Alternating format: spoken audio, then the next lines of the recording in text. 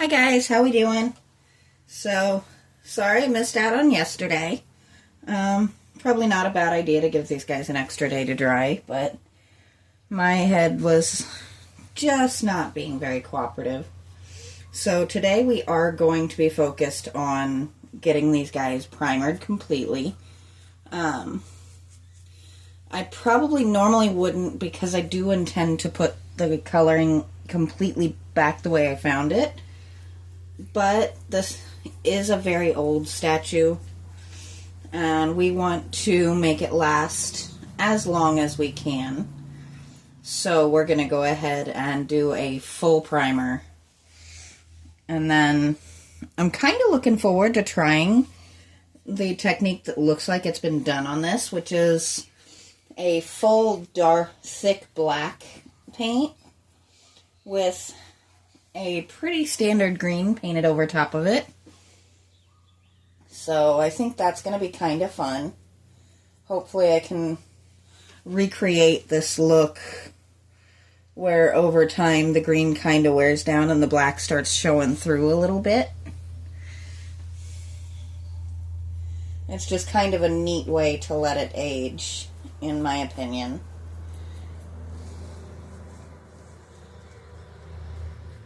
Now, as I said while I was repairing them, I don't normally primer the entire statue. I usually do leave the bottom. But in this case, with the age of this and with the fact that I did have to do a couple of repairs on the bottom, I feel like it's a better bet to go ahead and do that, which looks a little ridiculous right now. But it will pay in the long run. Basically, the theory is just very simply to try and get as many more years out of this as we can. And I do want to work fairly quickly on this, because my hope is to finish this guy up, and then because my grandmothers live right up the road from each other, I can hopefully return them all in one fell swoop, which would be kind of neat to be able to do. Go ahead and get this too. I'm not as worried about it being as thick of a coating on here, but we do want it to be nice and well sealed. This also adds a little extra bond where I did have to reattach those feet. Every little bit that holds those in place is going to be a good thing.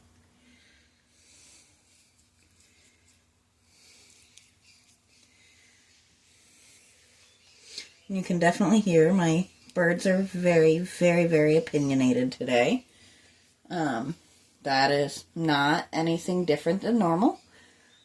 You get very used to hearing bickering and sometimes singing along with the TV, sometimes chatting amongst themselves, sometimes trying to get our attention. If you choose a life with birds, you are not choosing a quiet life. That's just kind of the way it goes.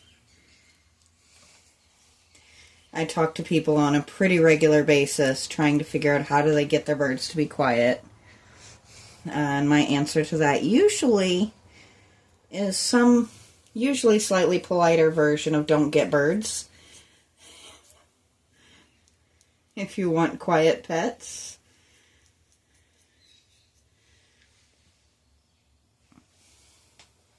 I am a big believer in research the heck out of the thing you're thinking about before you bring it home and make it a pet.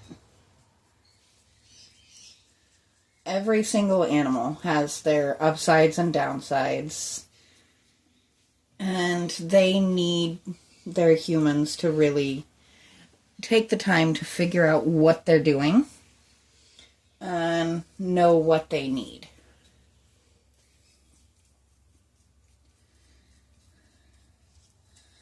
Because Birds are kind of nice. If you take the time to teach them to talk, they can actually tell you what they want and need, which is definitely not a bad thing most of the time. When what they want is the same movie for the third time in the same day, it can get a little, it'll test you, but that's okay. They really are just like children.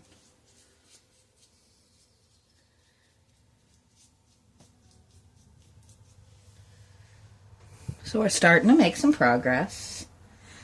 Now this may be another one where I do need to do a second coat. I am going to continue in my, I'm not making you guys sit through watching me paint something more white. So if I do have to do a second coat, we'll go ahead and do that off camera. And then we'll start back up with the next step. I don't think it'll need the second coat though, since we are doing 2 coats of paint on top of the primer.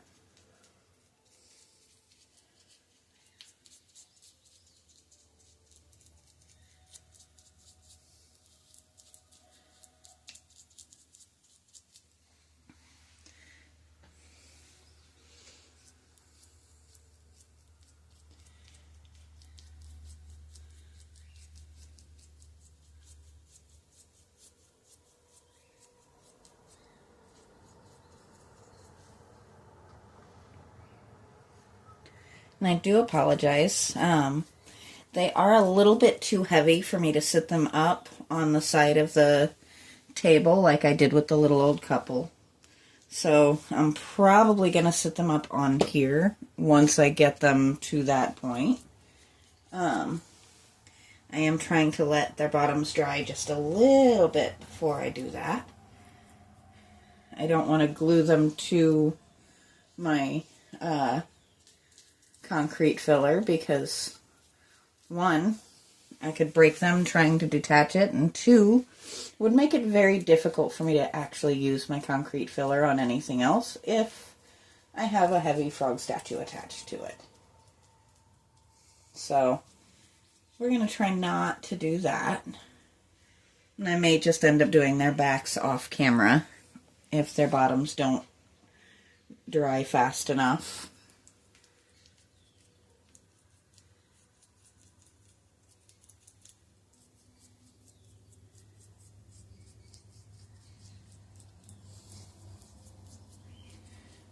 Like I said, the basic theory on this is very simply to cover up the spots where I had to fill, to kind of tighten up anywhere that might have little cracks or anything that I might have missed in my repairs.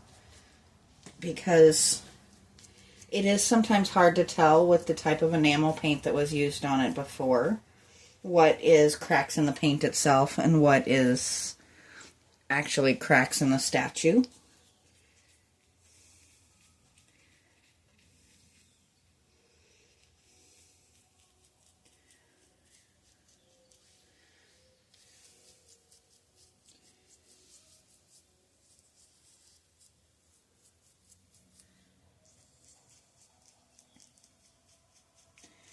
Either way, the primer just definitely helps to give it just that added layer of protection.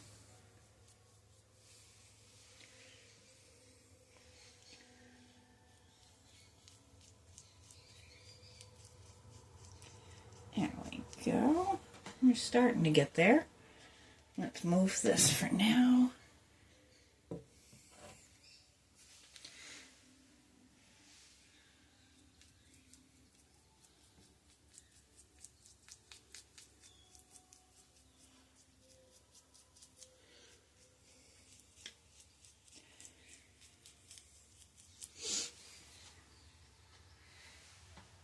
They look a little bit different in white, don't they? Maybe just slightly disturbing, actually, but that's alright. And they're not going to stay that color for long.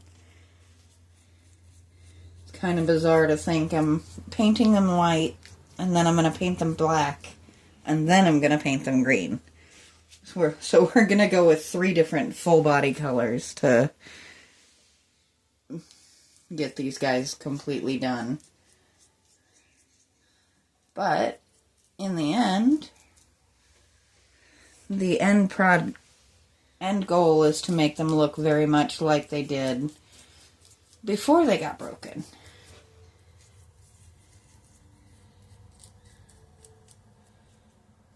And to give them that opportunity to weather back down over the years to this kind of neat black and green that we have going now.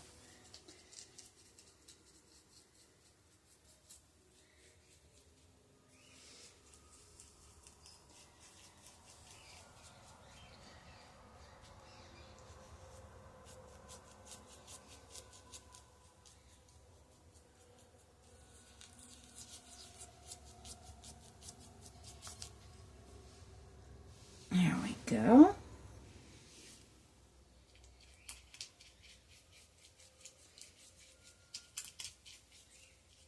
I do apologize, that noise was a little bizarre. It's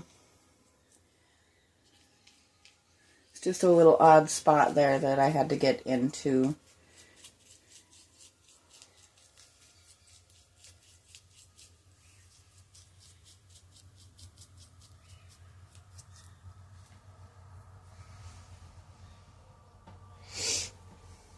Not the most graceful noise in the world, was it?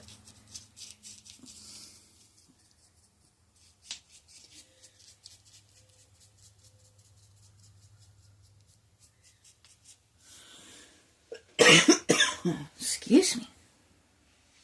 I wasn't 100% certain if the weather was going to let me get back here today, but so far we've only had a couple of sprinkles, and I don't want to shove Deimos in here all day just for a few sprinkles. So we are supposed to get some thunderstorms later on tonight, and he will be in here full for that. But a couple of sprinkles, we do open the garage for him, and he's actually gotten very good at letting us know when he just wants to go in. We have a food dish that we've been moving with him, and he'll go to his food dish and he'll go to the door. And then he'll go to his food dish and he'll go to the door. And then he'll meow at us a few times and do it again. And that's his way of saying, hey, I'm either ready to go to bed, or hey, I don't like this weather, I want to go in. Animals are amazing for that type of stuff. They will let you know what they're thinking if you're willing to take the time to listen. It's not always easy, but, you know, not much in life really that's worth doing ends up being genuinely easy.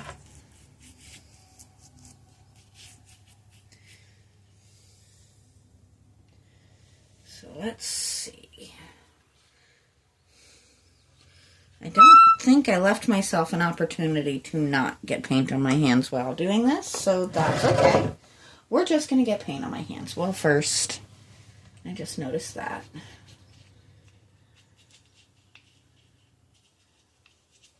And I do apologize. There isn't a really easy way to get the camera angle in there, but I did notice that I had missed up under here.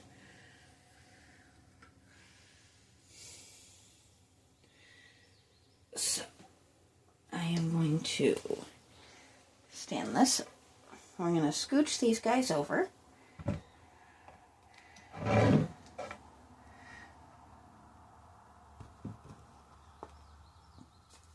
Trying to make sure they're nice and solid on there, because I do not want this falling on me. And of course, there's the paint on my hands. It's going to happen. It's kind of unexpected at this point, I think. But now, we can come back here.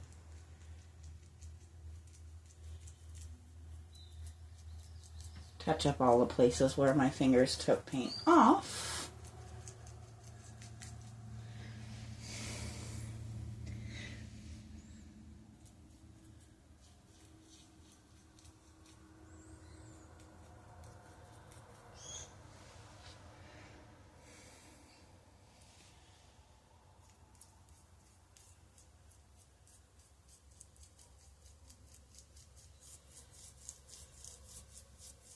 They really have the neatest little detail work in them. You can actually see where they have all those little... Oh, well, guess it would help if I actually moved you guys up so you could see.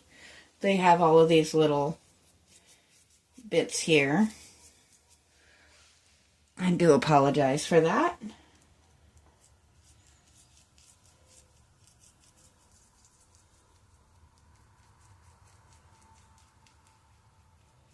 That is my fault for not checking my camera enough. I think we're going to scoot these guys back just a little bit on here.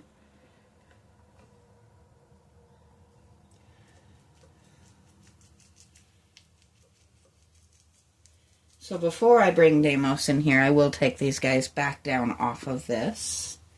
This just gives me the ability to work on their backs without completely ruining the paint on their bottoms.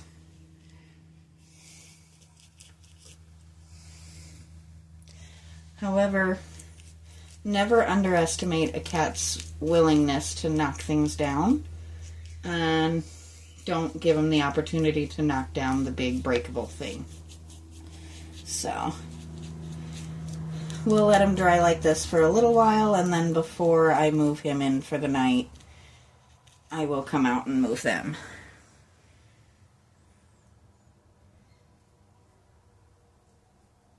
There we go.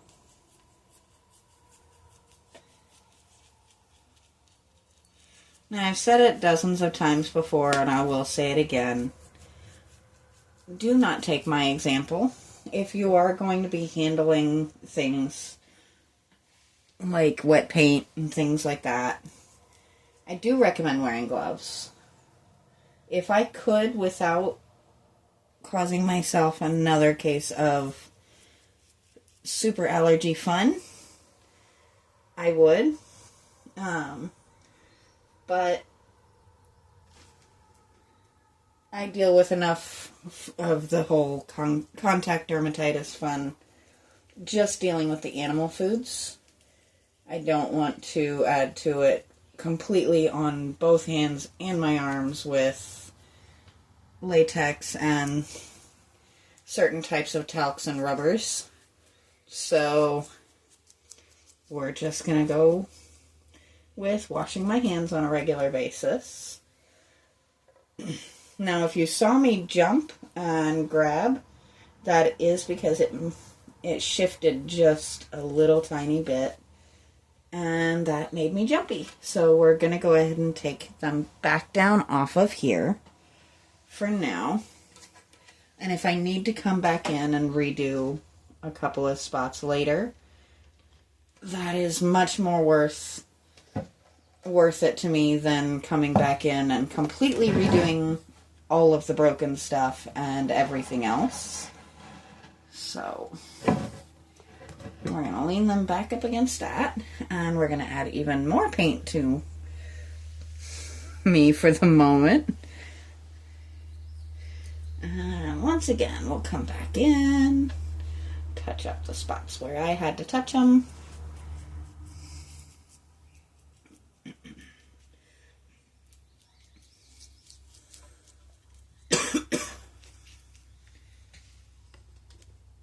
There we go. And now we have ghost frogs. Now I'm just going through and just smoothing out a few spots, and if I need to go over the backs a little bit later, I will. That's not too big of a deal. I will find something a little sturdier for them to sit on, where just a little bit more of their bodies is in a nice solid position. Maybe I'll pull my primer bucket up, actually. That might work. But for now, I am going to take my ridiculously white fingers into the other room and wash them. And hopefully these guys will have dried enough tomorrow that I can come through and do the next layer of color, which is going to be a chalkboard black. And so until then, I will talk to you guys next time.